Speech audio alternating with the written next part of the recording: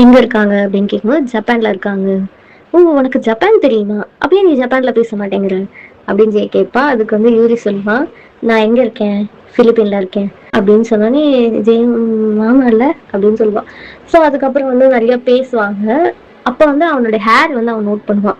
அப்போ வந்து அவன் சொல்லுவான், உன்னுடைய ஹேர் வந்து பார்க்க ரொம்ப அழகா இருக்கு, உனக்கு சூட்டும் ஆகுது, இது உண்மையாவே ஒரிஜினல் ஹேரா அப்படின்னு வந்து யூரியோட ஹேர் பார்த்துட்டு அவன் சொல்லுவான்.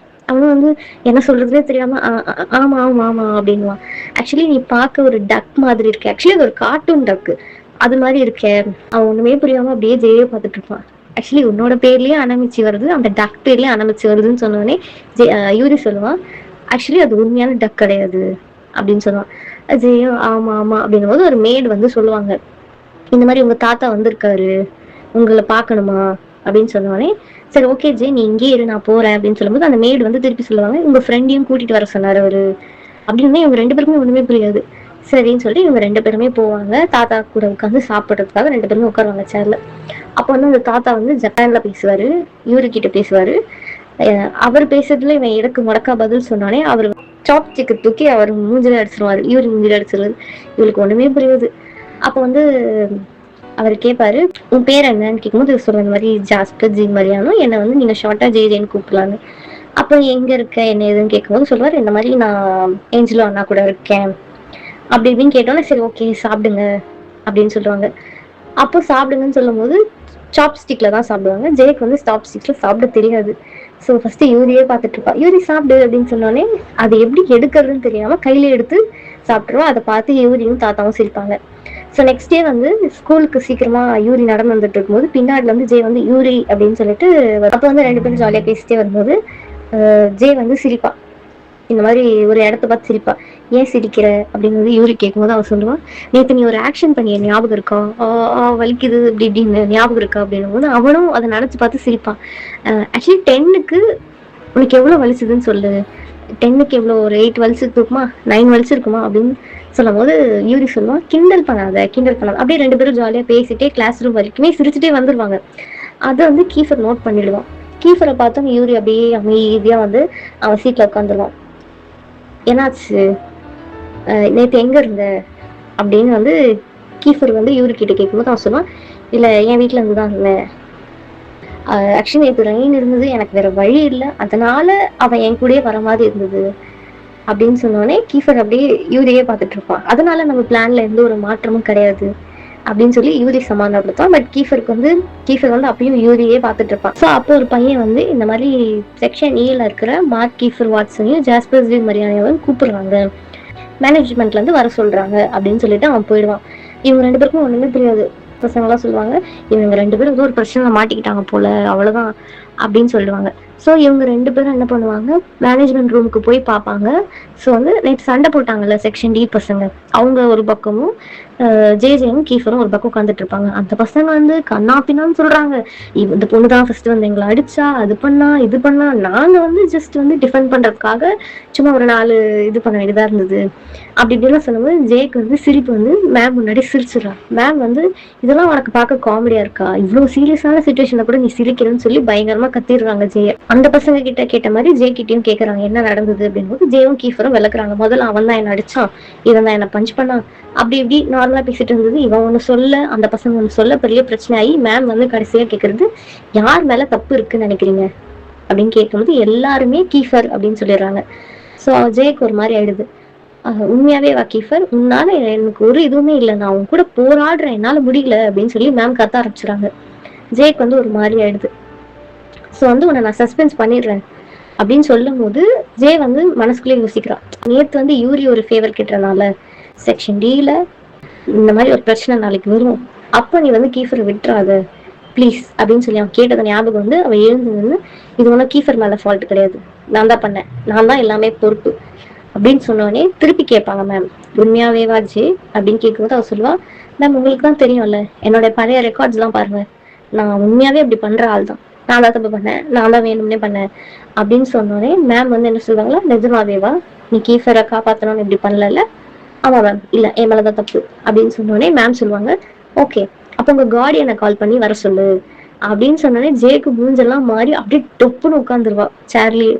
ஸோ வெயிட்டிங் ரூம்ல இருந்து கீஃபரும் ஜேவும் வெளியில வருவாங்க. அப்போ வந்து கீஃபர் கேட்பான், நீ எதுக்கு இதெல்லாம் பண்ண, உனக்கு இது எதுக்கு தேவையில்லாத வேலை தானே, அப்போ நீ சஸ்பெண்ட் ஆனா பரவாயில்ல, பரவாயில்ல இதுதான் இருக்கணும்னா ஓகே அப்படின்னு கீஃபர் சொல்லுவான்.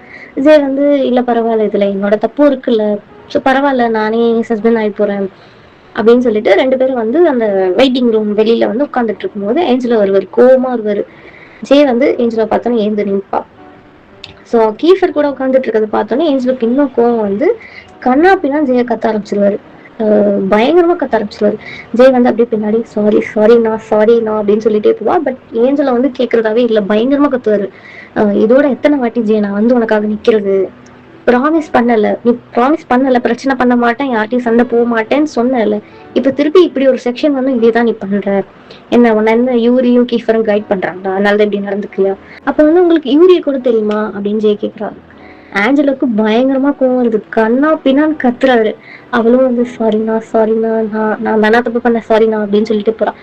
அதுக்கப்புறம் கொஞ்சம் காம் ஆனோடனே ஏஞ்சலோ சொல்றாரு, எனக்கு தெரியும் நீ கீஃபரை காப்பாற்றணுன்றதுக்காக தான் நீ இப்படி பண்ணன்னு எனக்கு தெரியும், நான் அது ஏன்னா கேட்கல, பட் இதுக்கப்புறம் இந்த மாதிரி பண்ணாத ஜி, ஏரிஸோட கண் பார்வையிலேயே நீ இருக்கணும், நீ எந்த அமுக்கலமும் பண்ணக்கூடாதுன்றதுக்காக தான் பண்ண, பட் நீ இங்கேயும் இதே சேட்டை தான் பண்ணிட்டு இருக்க, இதே பிரச்சனை தான் பண்ற அப்படின்னு சொன்னோடனே ஜே வந்து சாரின்னு சொல்லுவாரு.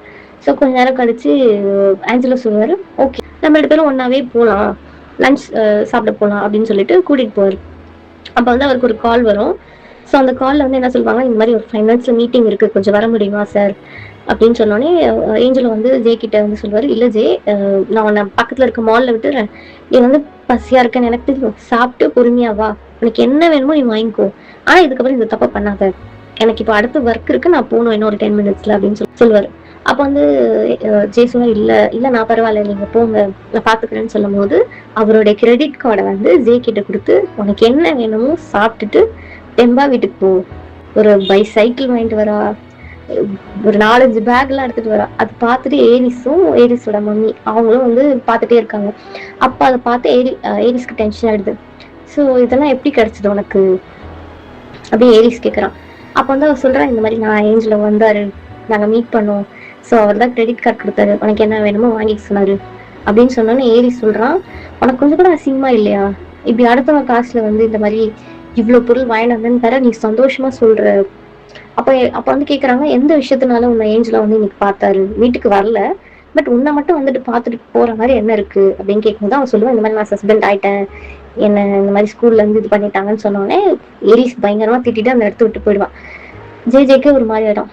அப்ப வந்து அந்த ஆண்டி சொல்லுவாங்க, ஏன் ஜே அடுத்த வாட்டியாவது கொஞ்சம் கேர்ஃபுல்லா இருக்கலாம்ல அப்படின்னு சொல்லும் போது, இல்ல நான் பண்ணதும் தப்புதான், நான் வந்து சஸ்பெண்ட் ஆயிட்டு கொஞ்சம் கூட இதுவே செலிப்ரேட் பண்ற மாதிரி இதெல்லாம் நான் வாங்கிட்டு வந்திருக்க கூடாது அப்படின்னு சொல்லி அவங்க வாங்கிட்டு வந்தது எல்லாத்தையும் காட்டுறான். நான் வெறும் பைசைக்கிள் மட்டும் தான் எனக்குன்னு வாங்கினேன், இது எல்லாம் உங்களுக்காக தான் நான் வாங்கிட்டு வந்தேன்னு சொல்லி அவ எல்லாத்தையும் காட்டினானே அந்த ஆண்டி ஓகே நல்லாதான் இருக்குன்னு சொல்லிட்டு, எதனால நீ சஸ்பெண்ட் ஆன அப்படின்னு கேக்குறாங்க.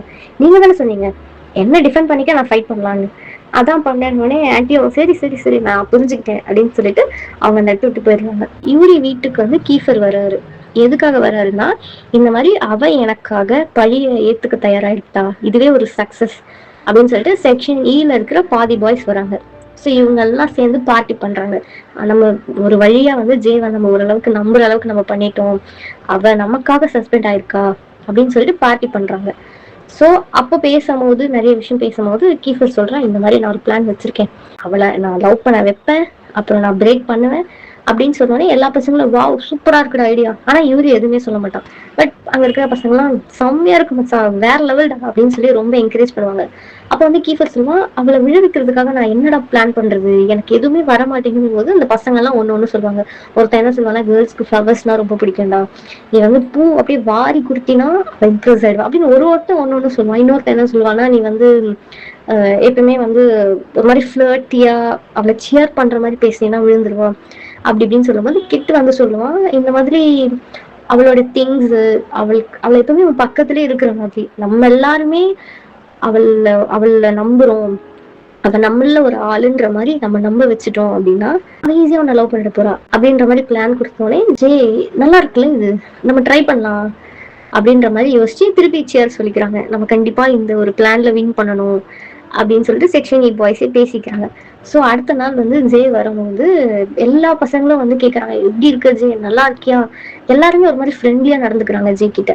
அவளுக்கு ஒண்ணுமே புரியல, நேத்து வரைக்கும் என்னை வெறுத்துட்டு இருந்த பசங்க இன்னைக்கு என்ன எல்லாரும் ரொம்ப அட்டென்ஷன்லாம் கொடுக்குறாங்களே எல்லாரும் அப்படின்னு.